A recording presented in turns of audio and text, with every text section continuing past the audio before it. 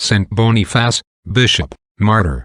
Saint Boniface was born at Crediton in Devonshire, England, in the year 680.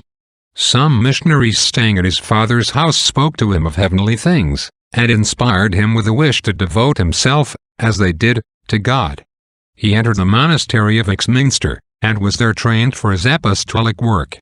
His first attempt to convert the pagans in Holland having failed, he went to Rome to obtain the Pope's blessing on his mission, and returned with authority to preach to the German tribes. It was a slow and dangerous task.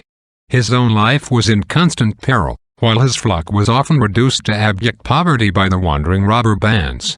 Yet his courage never flagged. He began with Bavaria and Thuringia, next visited Friesland, then passed on to Hesse and Saxony, everywhere destroying the idol temples and raising churches on their site. He endeavored, as far as possible, to make every object of idolatry contribute in some way to the glory of God.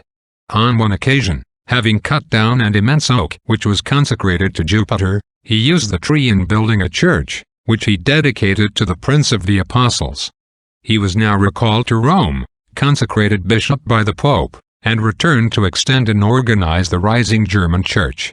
With diligent care he reformed abuses among the existing clergy, and established religious houses throughout the land. At length, feeling his infirmities increase, and fearful of losing his martyr's crown, Boniface appointed a successor to his monastery, and set out to convert a fresh pagan tribe. Whilst Boniface was waiting to administer confirmation to some newly baptized Christians, a troop of pagans arrived, armed with swords and spears. His attendants would have opposed them, but the saint said to his followers, "My children, cease your resistance. The long-expected day is come at last. Scripture forbids us to resist evil. Let us put our hope in God, He will save our souls."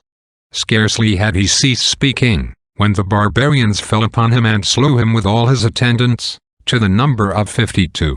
Reflection.